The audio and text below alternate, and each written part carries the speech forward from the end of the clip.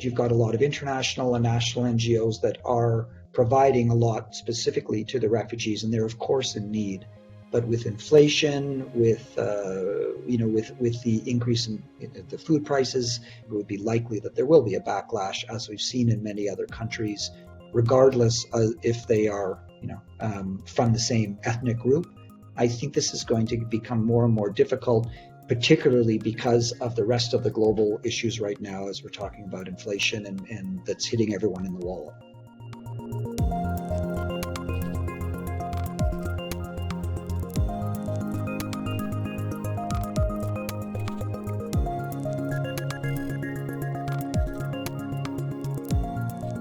Good day, everyone. Welcome and thank you for joining today's edition of Teneo Insights. I'm Kevin Kajiwara with Teneo Political Risk Advisory in New York City.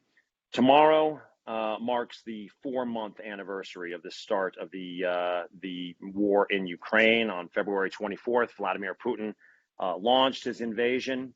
The world has watched ever since what has ensued.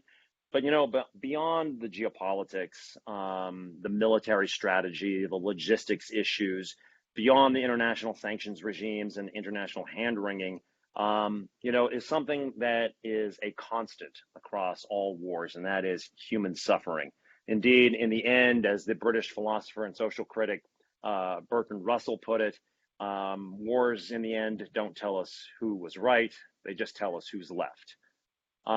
And while place names such as Mariupol and Bucha will forever live in infamy, so will the images of slaughter and, of course, the images of the largest refugee movement in Europe since World War II. Dr. Paul Spiegel is with me today. He is a medical doctor by training. And today he is the director of the Center for Humanitarian Health at Johns Hopkins University. He's internationally recognized for his research on preventing and responding to complex humanitarian emergencies. He has been with the UN High Commissioner for Refugees, the Center for Disease Control and Prevention, and Médecins Sans Frontières, or Doctors Without Borders. And at the outset of this war, he spent more than 6 weeks in Poland and in other Ukrainian border countries as the emergency coordinator for refugee health for the World Health Organization's surge team. Dr. Spiegel joins me today from Nairobi, and he joins thanks to the efforts of our mutual friend and colleague, Dr. Jerry Hauer, who, by the way, remains to this day the guest with the most appearances on this program. So, Paul, Dr. Spiegel, thank you very much for joining today, and it's great to have you with us. So, maybe you can start by setting the scene for our audience. Give us a sense of what you and your colleagues experienced, at the outset of this war. I think most of us kind of remember is sort of the typical start of a war, CNN anchors standing on rooftops with their flak jackets and helmets on, seeing the light out there in the distance. But from your perspective on the ground, what was it like? Great. Well, thank you, Kevin, and thank you also, Jerry Hauer, for making this happen. There's a mixture of the professional and the personal. So I was there about 10 days, I think, after the war started. And we were right on the border, the Polish border. And it was, as I've seen this in many other countries, sadly, but you just saw this wave of humanity coming over. And early on, it was not nearly as organized as it became. We saw a lot of, and we've read about this, but a lot of women and children, and the faces and the almost astonishment makes it extremely difficult to look at. But on the other hand, I gain a lot of hope because I'm there to be able to help, and hopefully the organizations that I work with can make a difference. But it was, I think, despite the warnings, as always in many situations, the quantity of people leaving in such a very short period of time was not expected. Nevertheless, when we saw the pictures, in those early days, when we saw the pictures on the Ukrainian side, it looked quite chaotic, people trying to get out as fast as possible. But then in many of the pictures on the Polish side, let's say, it looked actually, all things considered, particularly when you say you didn't anticipate the sheer numbers, that it looked relatively well organized. I mean, is it from a professional perspective, was it well organized? Everything's relative. So, I mean, this crisis is very, very different than most other crises, particularly those the Ukrainians coming into the Europe countries, the European Union countries. So, relative to where I was on the border of Central African Republic, and we're seeing refugees fleeing there, this is incredibly well organized. On the other hand, it there at the beginning, you had people from all over Europe coming saying it was, I've never seen it before, but you'd have cars, you'd have buses coming saying, we'll take 10 people, we'll take 20 people, we'll go to Italy, we'll go to the Netherlands. But we didn't know who these people are, and the risks of trafficking are what were quite extraordinary at the beginning, and that was eventually addressed. But that vulnerability was still there because people were going all over, and it was very unregulated. But conversely, compared to many other countries, very soon you had already the infrastructure there, very strong infrastructure. Trains were free, buses were free to these people. There were registration centers or reception centers, sorry, that were built very quickly, old malls or schools. And it was extraordinary, the outpouring. And so, for example, you would have everything was after the first few days pretty organic, but you'd have free food, and particularly the World Central Kitchen, I have to give them credit. They were everywhere with Jose Andres and his group. So there was hot food, there was food available, telecoms were already providing free SIM cards. So it was quite extraordinary. And just I'll end this question by saying it's also the first crisis where people are coming that I've seen. People are coming over with their dogs and their cats, and they really were, and there were needs. So even in these old malls or these old Tesco's that were set up, there were places where you'd have free dog food, things that I've rarely ever seen before in other emergencies. And when people actually, or when people are fleeing a war and they actually then make it across the border, how did they act? I mean, do you see? Is there this palpable sense of relief that they've reached safety, or is there the trauma and horror of leaving loved ones in their homes and whatever else they've left, the belongings and so on that they've left behind? Is it the fear of the unknown? I mean, is there a typical response? And is there a psychological barrier that's crossed as well as the physical border that is crossed? Hard to say because I think it is quite different for everyone. But there are, if I can stereotype, there are a lot of issues here. Number one is people perhaps were not expecting the scale of the invasion, so they were not psychologically prepared to leave.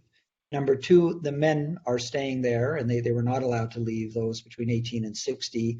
So there's already, as opposed to in other situations where you're leaving with your whole family, you're leaving someone behind, and that's very, very anxiety provoking. And I'll give you an example. At least when I was on the border, we met a woman, a child, and the grandmother, and we started to speak with the woman. We of course asked if we could speak with her, and she started to speak normally, meaning she was telling us about her experience and how horrible it was.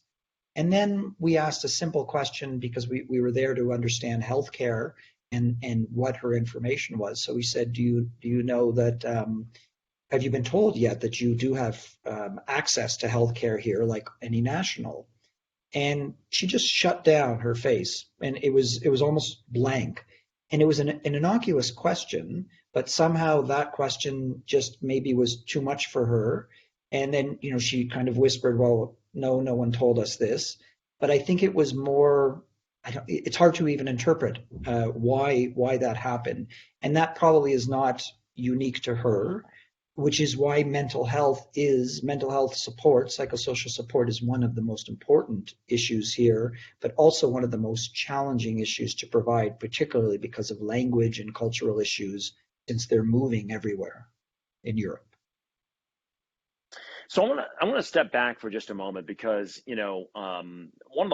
much has been made, obviously, of the fact that not only did Russia start building up its troop presence on the Ukrainian border back in 2021, but on top of that, the U.S. administration and the intel community were telegraphing quite transparently their assumption that this this invasion was going to occur, and get ready. And so, the U.S., its allies, at a political level, were getting ready. They were readying the sanctions regimes and so on and so forth. How would you grade, the big organizations like the WHO, ICRC, Doctors Without Borders, all of those that we assume are going to be in place and need to be in place when something like this happens? Did they really take advantage of that long signaling of what was coming, so that they were better prepared than, say, when a natural disaster hits? Yeah, if we clearly divide into Ukraine and then outside of Ukraine, so within Ukraine, the answer is yes, for a couple reasons. There was already a large presence of these groups, WHO, MSF, the ICRC, already a large group of them there because of Crimea and the issues in the Donbass already. So infrastructure, offices were built, and it was and already the logistics and supply chains were there. Perhaps not to the degree, not perhaps, definitely not to the degree that it was needed, but they were easily built up. And again, because of good infrastructure, particularly in Poland, it happened were able to scale up. Europe and the European Union, it's different. And I would say twofold. One is this is a different crisis. So in fact, the roles of the United Nations and the roles of the international NGOs are very different in the EU countries compared to what's happening in Ukraine and a non-EU country like Moldova. So the governments are in charge. There are a lot of, as they should be, there are a lot of regulations. And so many of the UN and international NGOs did not have offices in these surrounding countries because there was no need to. And those that did, like WHO, did have offices. They're very small because they were more technical in nature, discussing with the government's non-humanitarian issues, COVID in particular. So that was very different. But the latitude of international NGOs and the UN to respond is different, and it's not something that I've never really seen before. But it's actually a good thing because, number one, the EU countries have have great deal of technical expertise and capacity. Number two is money coming to the governments will come mostly from the European Union and or maybe US and others, but it's not in the classic way going to be funneled through the UN agencies that then either provide it to the governments or the international NGOs. So it was challenging for us there to understand what our role can be. It's going to be more in support of the government, but it's also not so easy to work in the European Union because of a lot of the restrictions and regulations in terms of certification. But frankly, we have to think it would be the same way of working in the US. You're not going to have the UN and international NGOs jumping in and running an emergency in that situation. So it's a very different mindset that I think everyone is still getting around. So for better or for worse, obviously, you have got a lot of experience with these types of emergencies. So what's really been, what's different, about this one? I think you've highlighted some of them, some of the differences, the sort of European resources that could be thrown at this, not only institutionally, but the way that individuals in Europe responded in terms of welcoming.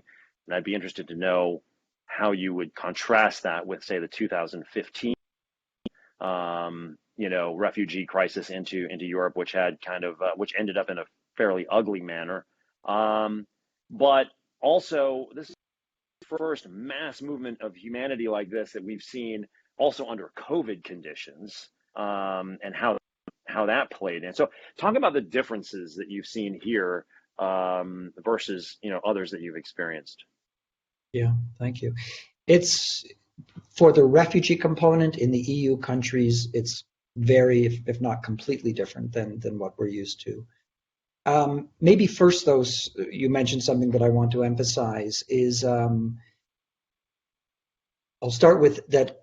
Almost on February 24th was the invasion. On March 4th, the EU decreed their temporary protection directive for the first time, which allowed Ukrainian refugees to have free access within the EU, have access, they could work, could have the education, and they could actually have healthcare the same as nationals, which is, extraordinary. In nearly all situations, refugee situations that I've worked in, that doesn't happen, particularly jobs, right? In most situations, most refugee situations are in low and middle income countries. Their economies may not be as strong as Europe, and certainly their systems are not as strong. So often parallel systems are set up. Here, they opened up basically their countries to the same level as nationals. So that's quite extraordinary. It's also, though, it's laudable, but we can also criticize or say, yes, but what happened previously to non-Europeans? So when you had the Syrians coming over, Africans and Asians, when they were coming over primarily through Turkey to Greece and then Libya to Italy, walls were put up, and the welcoming was almost the opposite in many ways. And so I think it is important to clearly state that we have Caucasian Christians from Ukraine coming over, and they're very much welcomed, but that's not the case for many other populations. And many of the countries, such as Poland, such as Hungary, have been very welcoming, but they're still very populist, and they at the same time are putting up borders for nearly everyone else that is not from Europe, and that was hard. For I think I was working alongside Syrians that were working for international organizations, and they weren't bitter per se, but it was just almost just astonishment. It's the differences are so overt, and why is that, and how could this be addressed in the future? That's one component. Talking about COVID, I would like to hit that immediately as well, because Ukraine had one of the lowest COVID vaccination rates. I think it was around 35% for the first vaccine. They're traditionally quite vaccine hesitant, and a lot of vaccine hesitancy has to deal with trusts in government and in systems, and perhaps understandably in the past, given the Ukrainian governments, that they have been mistrustful. But the amount of people coming over so quickly and where they are going to go, it was impossible to test people at the borders. In fact, there was a decision not to test people at the borders for COVID because it would not have been feasible, and number one. And then number two, what are you going to do? So many people coming over, they're moving. The best would be to just give them information, masks, hygiene kits, that sort of thing. So that was a difficult decision from a public health point of view, but a practical and operational decision. That's number one. Number two is that remains mostly women and children. And so many of us, including myself, we're thinking about the experience with Syria, where this massive influx, again, of a middle-income country, Syria at the time, into Jordan and Lebanon. Very quickly, the hospitals were overwhelmed, particularly with cancer patients, with renal dialysis, cardiac patients. This has not been the case at all in the European Union thus far, because, of course, there are people over 60 that are coming, but those numbers are small. I've seen about 8%, and the system can handle that. Really, it's women and children, and they're relatively healthy physically. Mentally is different, and maybe we'll get to that. So the system has thus far been able to handle it. The other, from a health point of view, the other big aspect is that people open their houses all over Europe. And so because you have the Schengen zone, we kept on seeing how many people were coming over, and we would say 3.2 million in Poland at one point, or 3.7, but that doesn't mean they were staying there. They were moving everywhere, and as I said, they had free transportation.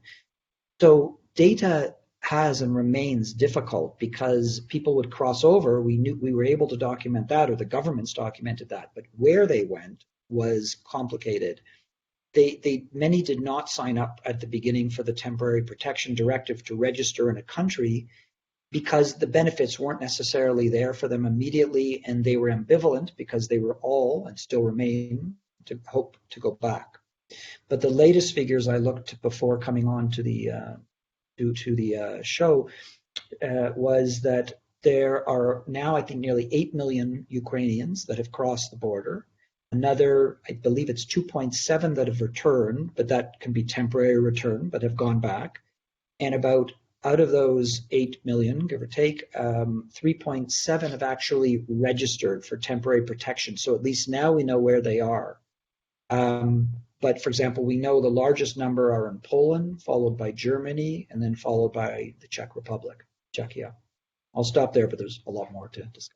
Well, yeah, you made the point earlier that unlike in previous emergencies, you actually saw people crossing the border with their pets as an example. But the other thing that we saw almost everyone cross the border with, particularly the younger people, was of course smartphones. And so I'm wondering about the technological element here. I mean, how does that correlate or correspond then to what you've just been talking about, the challenges even in a relatively organized system of being able to track people once they move beyond the initial processing zone, but the fact that they've got their phones with them makes them reachable, essentially.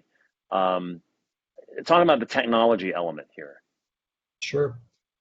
Number one is really during the Syrian crisis is where we saw, I was on the Greek shores, and we saw these people, we've all seen people coming over in the boats, and they would come over, and the first thing they would do would be to find where they kept on their body their cell phone, and most had some sort of smartphone in cellophane.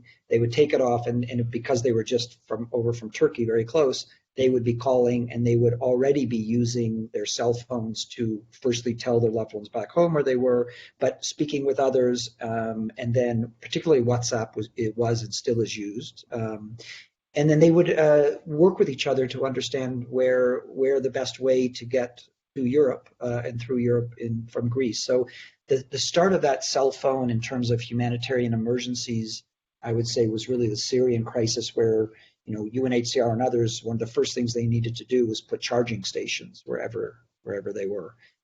This is happening here, but it is complex because the Ukrainian lines, the SIM cards, they changed them and they're using now EU SIM cards, and they're not registered in the same way. So until they do register for temporary protection, we're not able to know where they are.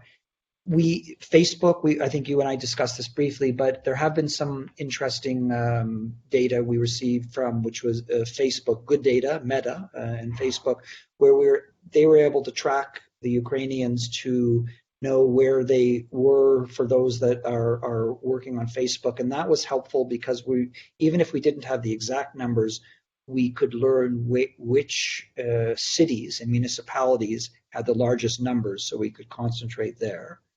And then there's another organization in the US actually called Premise, which had been working with the World Health Organization previously. It's using crowdsourcing, and people sign up and they get a small amount, I think 10 cents for answers. And they were doing this for COVID, to better understand COVID in the Ukraine. And that's been helpful as well for us to better understand, particularly in Ukraine, but as people move out. So those are some examples of technology.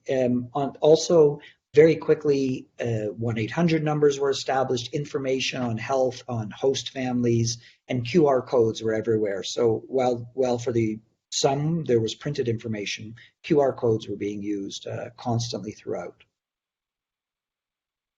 So, here we are at the 4-month anniversary of the war, and if anything, it looks like this war is going to drag on for quite some time.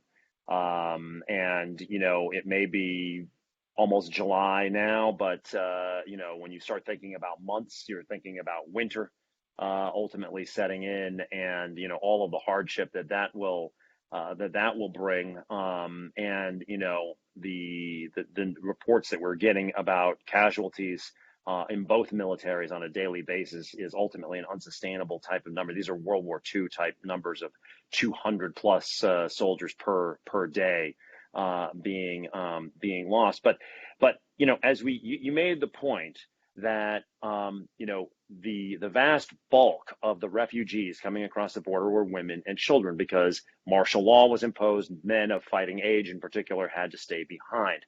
And so also there was this notion, I think a lot of people had, that this might not last all that long, and therefore they would be able to get home relatively quickly, not necessarily to a status quo ante, to be sure, but nonetheless be back home and rebuild.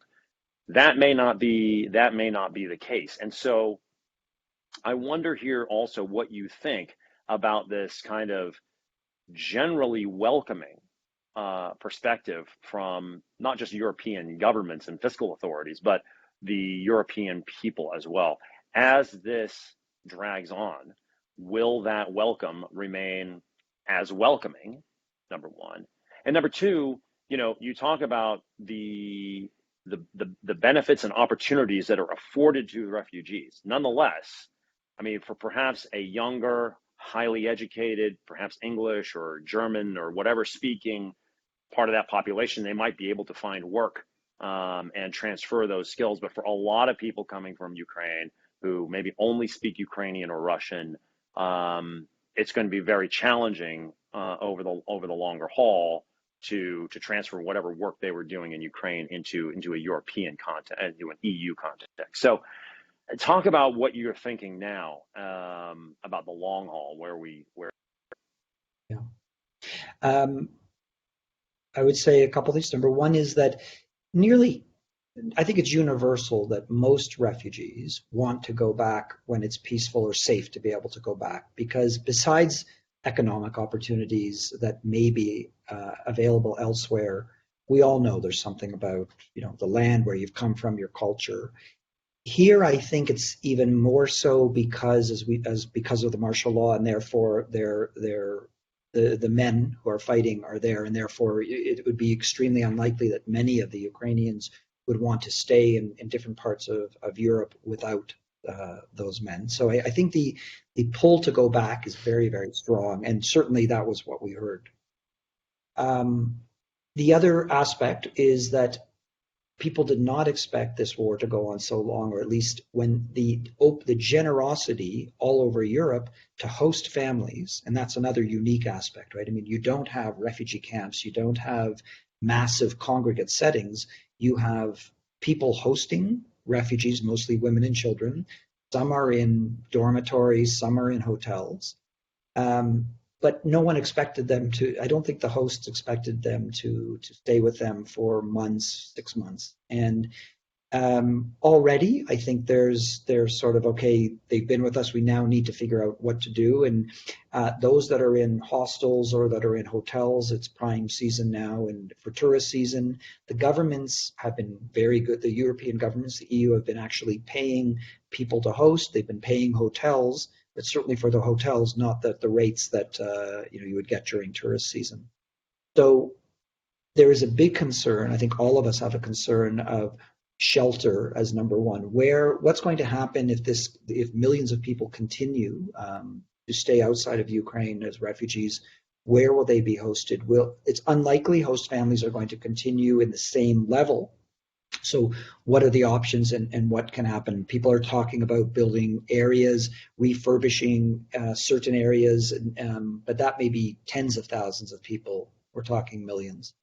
Number one. Number two is we have consistently seen in all of these emergencies, particularly in some of the middle-income countries, but nearly everywhere, is that after a while, at the beginning, refugees are welcome, but after a while, resentment grows. For a variety of reasons. I think number one is there's a big focus on refugees and not perhaps sufficiently on those vulnerable population that are living amongst them. So one of the advice I think that we're all giving very clearly, and the governments are aware of this, is don't concentrate solely on the refugees. I mean, they've made it very clear, the governments, that they are giving the same rights refugees as nationals. They're not giving more rights. But that being said, you've got a lot of international and national NGOs that are providing a lot specifically to the refugees, and they're of course in need. But with inflation, with with the increase in the food prices, it's going to be. I would think there will be eventually be. I hope there will not be, but I think it would be likely that there will be a backlash, as we've seen in many other countries, regardless of if they are from the same, let's say, ethnic group. I think this is going to become more and more difficult, particularly because of the rest of the global issues right now, as we're talking about inflation and that's hitting everyone in the wallet. Yeah, it's interesting. You can see even in the sort of the quality broadsheets, the New York Times and the papers in London, that the real estate that is afforded to the war on the front page is diminishing. But the real estate about the impact of the war on the domestic populations in the U.S. and Europe is increasing. I want to shift here a little bit. A few days ago, the 2021 Nobel Peace Prize laureate, Dmitry Murat, the Russian journalist, auctioned off his Nobel Prize to support UNICEF in aiding Ukrainian children and families. And it fetched a mind-blowing $103.5 million from an anonymous bidder who clearly wanted to make a point along with making a big financial donation to UNICEF. And I bring this up because, a lot of attention has been paid to Western companies. Especially the news was around their pullout from the Russian market, as an example. But, if you look back early on, American companies and their employees, really wanted to step up, I think, in a lot of ways. They rallied to the cause. They gave money. They matched employee donations. When appropriate, they helped out logistically. I think a lot of firms, Teneo included, when we had employees, colleagues who had family members stuck in Ukraine, did what we could to help that process along. And we were proud to do it and gratified that we were able to help. But I wonder, given your experiences, and as we head into these longer phases, and again, when the war starts to fade from the front pages of the paper, what else companies can do, companies individually, companies collectively in concert with each other, in partnership with governments and with NGOs. I think that there are companies would like to help, their employees would like to help. There's always this question of, well, what do we do? And what would actually be helpful? Yeah. No, thanks for asking. I think, again, divide clearly between Ukraine and then the refugees. We were getting so many requests for doctors, for nurses, for just people to come and volunteer. We don't need that. We need that from the Europeans who are already doing it. But it's more gratifying for, let's say, the person that is coming as a physician or someone coming to hand out goods, let's say, to people in Poland or in Czech Republic. But that's more gratifying probably for the person than it is for the actual response. There is a need clearly for money, and there's going to continue to be, but I'll get to that in 1 second. There is also the issue of short-term and long-term. And so let me first get to the short-term. Within the EU, the problem that we saw, and it's very different from other situations, is that you have municipalities, and we call them community-based organizations, CBOs, meaning it's a small group here, and they have a psychologist coming to help, and then they're collecting goods, and they're in a small area or in another. So you have lots of different small groups supporting. Other than the Red Cross, it's not as if like you have the IRC or the MSFs opening up clinics everywhere or opening up big shelters. So the issue is that, I won't make that many friends probably by saying this, but of course it's good to give to these international NGOs, but the money needs to get to these local municipalities. And when I was there, and I've checked still, the money coming, let's say, to the central government isn't always getting to these municipalities.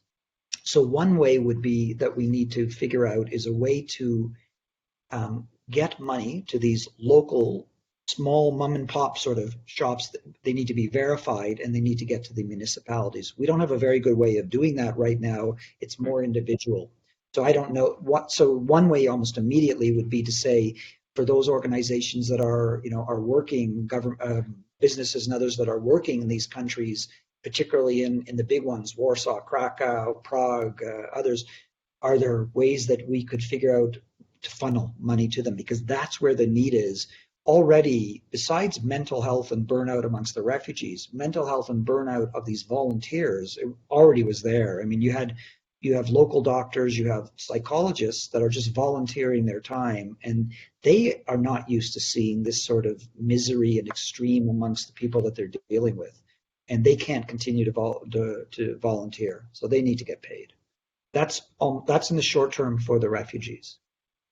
Another challenge, though, I would like everyone to think about is some of the bigger issues. Some of them are technological. So we are still not yet getting sufficient information for the health systems of what is happening, and there's a variety of reasons there. Number one is that the governments may not wish to share it, but number two is the systems are such that not everything is electronic.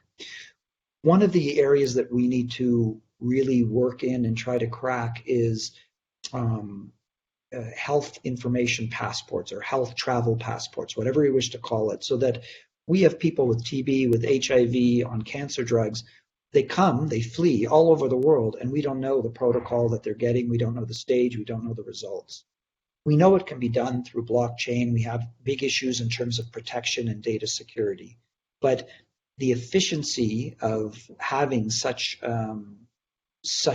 health travel passports, where we have to be very careful. HIV, people can be very discriminated against, but that would be huge. It's a big problem for us. Another aspect where it could be a tremendous help is translation. For example, you've got a lot of, right now we didn't get into this, but the way the healthcare system is functioning there, for the most part, you have family doctors and general practitioners that are supposed to see the people, and then they are the gatekeepers to the system. Whether it be at that level, translation, Ukrainian and Russian is needed. Google Translate is insufficient for this sort of way. So there has been talks, there are, for example, Hopkins Hospital pays translators from all over to be able to do this, so someone can call. I'm sure there's a way that we could use the Ukrainian diaspora and the Russian diaspora, those that speak Russian, and I'm aware of the sensitivities, but for the most part, we found the Ukrainians would be willing to speak Russian without a problem as long as they could get across. So is there a way that we could improve these translations so that we can provide the care much more efficiently and culturally appropriate? Those are two aspects, but there are many more issues in terms of logistics, supply chains that companies can support to getting what is needed where, this sort of so-called last mile. We've done a lot, but there's more. And then finally, I think there is the Facebooks, the cell phone companies. There always remains, and in Europe, the data protection is very stringent, but there needs to be a way that we can get data to be able to better inform how we're responding, and it's still insufficient at this point. Okay, interesting. I want to turn now to maybe what's coming next. Yeah. One other thought, because Sure. This has come up, is support. There needs to be better ways to here, and this is rather unique, but for the shelter, what are we going to do now? What are shelter solutions as people that are, the host families are no longer able or willing to continue? I had some interesting talks with some folks in London recently, and they were thinking about ways that we could either build types of houses that could benefit both the refugees and the national population, the more vulnerable populations in the longer term, dealing with insurance companies that, if they were government backed. And we often talk about something called the humanitarian development nexus, which is the idea that you want to provide humanitarian support immediately, but if you can think carefully about how that support is provided, can you in the long term improve the situation for the nationals? And public housing, we know, is always a major issue, particularly in places like London and others. So could there be a way, and the companies that are listening, as a challenge to be able to figure that out both financially as well as logistically? Got it. I want to turn to what's coming next, because as is so often the case with an emergency, it is a part of a ongoing set of events, and they compound upon each other. And as we know, Russia and Ukraine are the breadbasket of Europe, one of the great breadbaskets of the world, producing an incredible percentage of the world's grain, cereals, vegetable oils, and the like. Those supplies are obviously now constrained, and future harvests are as well. On top of the climate change issue, and we're already seeing other major producers from China to Brazil to India being impacted due to climate issues. And then, of course, on top of that, all of the logistics and shipping issues related to and still, unfolding from the pandemic. So, acute food crisis, also leading to humanitarian disaster, number one, but also refugee flows and political instability. What are you and your organization, anticipating on that front now? Yeah, this is like so many other. There are there's a lot of unanticipated consequences. And so, I mean, you mentioned many, but the other big issue is fertilizer that is Yes. coming really from Russia. And on top of that, the inflation and making everything much more complicated. So we're in a situation that is really, really serious. And I'm here in Nairobi, not specifically for this, but we're meeting with the World Health Organization to discuss some of these issues. And WHO has already raised the level of alert for what's happening in East Africa and other countries, because we're already seeing in Somalia and parts of the Horn of Africa incredibly high increases in malnutrition and potentially famine or famine-like conditions. So it is extraordinary what's happening, and I think people are not particularly hopeful at this point. For a variety of reasons. This is going to require a lot of action right now and a lot of money to be able to address this immediately. And the donor all over right now, when you look at Afghanistan, for example, before I was in Ukraine, I was in Afghanistan in November and December. It's already the appeal that has been asked for Afghanistan, and the amount of money is very, very little. So we're in a very, very bad situation right now, in my view, because Putin is obviously using this as a lever to reduce sanctions. And given all the others, what's happening now, I think we're going to sadly see a great deal more of death due to food security, and particularly some of these countries, both in the Middle East and in Africa, due to this crisis. And while we deal with the political situation, there needs to be a huge influx of funding right now for food and fertilizer and seeds here. So it's really, really serious. And if history is any lesson right now, we will not react in the same way, given what's happening in Ukraine and given the again, it's often the real politic and geopolitical significance. The focus will be on Ukraine and the refugees, and perhaps less here in the spotlight of where I am now in East Africa. Yeah, and so, I mean, obviously, political instability is a result of a complex set of factors. But clearly, when we look at specific events like the Arab Spring, when you look back to a food seller who lit himself on fire in Tunisia, there are these catalytic moments that are related to food prices. not just what is happening to global prices because of what's happening in Ukraine and Russia, but Ukraine and Russia themselves, particularly important to the supply in places like Egypt and Lebanon and others.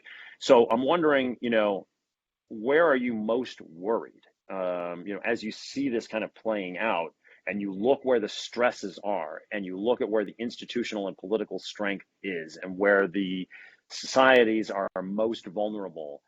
Are there countries or areas that are of most concern to you?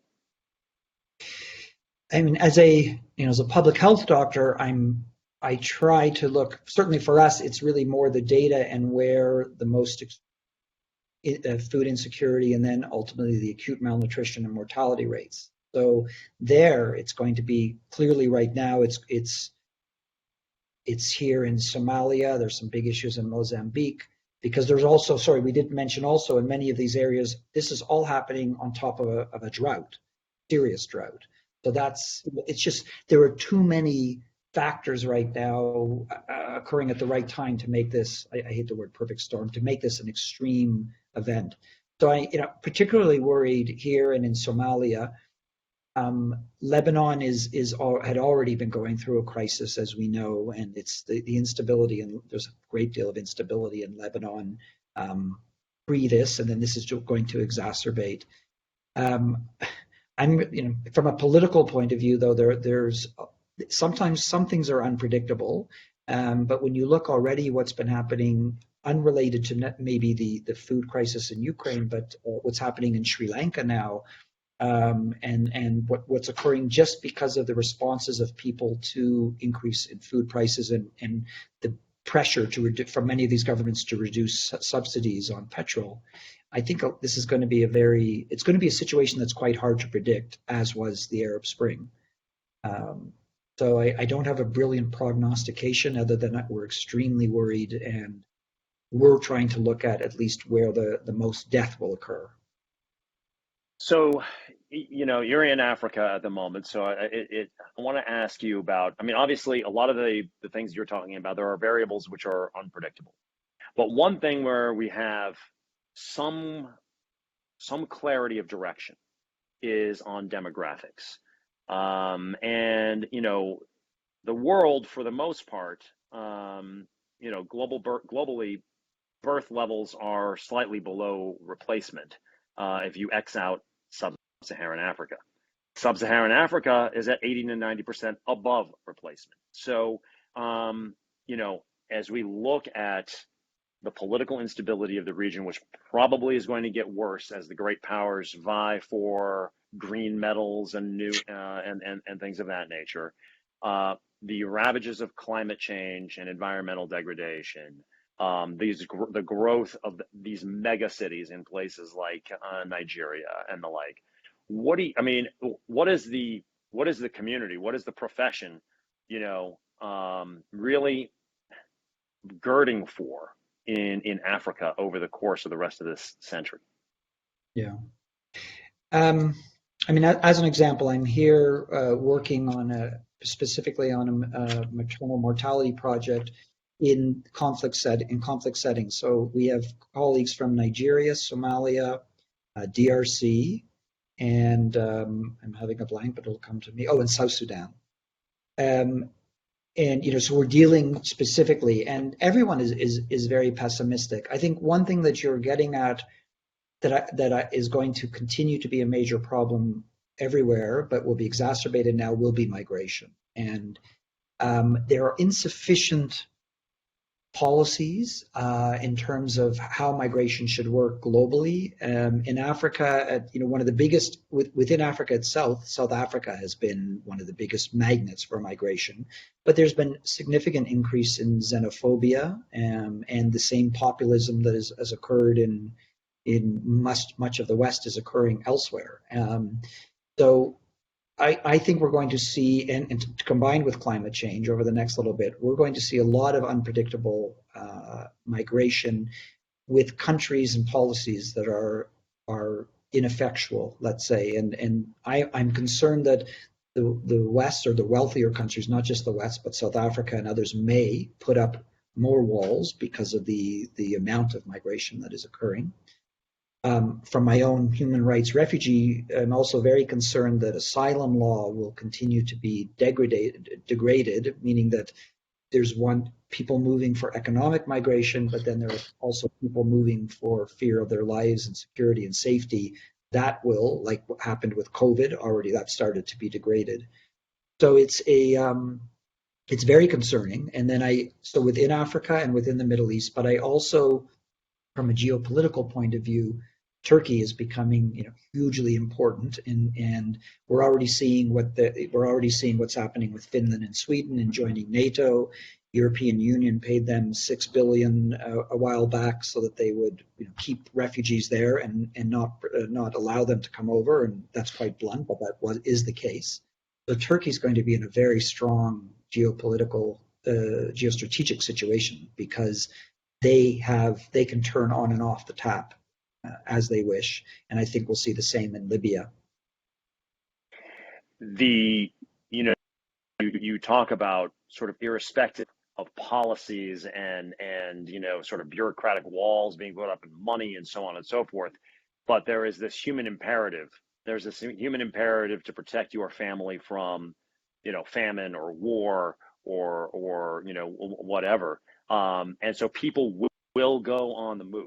And we see that at the southern border. It's an issue here in the United States, of course, but when you're talking about Africa, I mean, you're talking about the numbers that that I think we ought to be contemplating there, right? The number one sort of, target in a way is got to be Europe, I imagine, because of its proximity and its wealth and so on and so forth. So is the European Union and Commission and the member states, are they really preparing for what this real flow is going to look like and how they're going to deal with it politically and from a humanitarian perspective and so on, because it's coming? Yeah, it's coming. I would say, I mean, to nuance it a bit, I think there's always internal movement. So you'll have your internal movement from perhaps the rural areas to the cities, which is constantly happening. And then within Africa, you'll have movements towards the wealthier countries, the Nairobis, the Cote d'Ivoire, the South Africa. And then, yes, you will have movements more towards likely Europe. I think everyone is aware of it, but meaning the EU, but I would pose the same question in terms of the US and migration policy in the US. We're all aware of the issues, but is there the political will, I guess, number one, to be able to address that? I don't think that's the case in the United States, and that certainly will not be the case in Europe, which is already quite divided before. And then, so there's the political component, and then there will have to be a lot of compromise because there isn't a single policy, right, that's going to say this will take care of it. I mean, hoping and helping that development, we improve the outcomes or the livelihoods in these countries takes a long time and often fails. We don't do particularly well in development always, but that takes decades, if not a generation. So we will need to think about much of the short term and then the longer term of how do we try to address these flows. I think that's going to be extremely difficult, as I said, politically, but on top of that, with climate change and the unpredictability of that, because we won't just see movements, we'll also see at this point perhaps unpredictable, but some may be predictable issues of conflict over water with climate change, certainly in the Middle East and in other areas as well. I'm not being very optimistic, am I, today? Well, actually, it leads me, we only have a few minutes left, so it leads me to my last question, which is kind of the why do you do it, right? I mean, you're a physician by training, but this is where you've dedicated your professional life. And I imagine that all of the sort of the trauma and heartbreak that you see out there is then matched by the gratification of the successes and the people saved and the families reunited. But at the same time, there is the knowledge that it's never going to end. And it is always going to be sort of an unsatisfying work in progress to a degree. So, what led you to this? And I know you're painted sort of a pessimistic picture of the world, but how about the picture of your profession and your field? I think most people I know fall into this sort of they don't plan. I was a bit of a strange bird in terms of when I was 16, I read about Doctors Without Borders in Time magazine. It was just really the beginning, oldish now. So I read about it and I said, this is what I want to do. And when I was young, it was a mixture of, excitement, adrenaline, seeing the world, and of course helping. But there was, it's really exciting when you're, medical school, just finishing medical school or residency and doing this, and you feel like you're doing something real and you're in the middle of something. And so I think that's it for a lot of people. As you get older and you perhaps get more senior, um, it's also quite exciting and gratifying that what you do could have effect on a positive effect, I hope, on many people's lives. So I think that's what keeps me going at this point. But I must say, every emergency affects one in a different way, and it does take a little bit out of you each time. And this time, I've had some intense experience with the Taliban in November, December, and now here. So it is fatiguing at times, but I think there are some people I meet who are just completely cynical, and you almost want to say, okay, now it's time to do something else.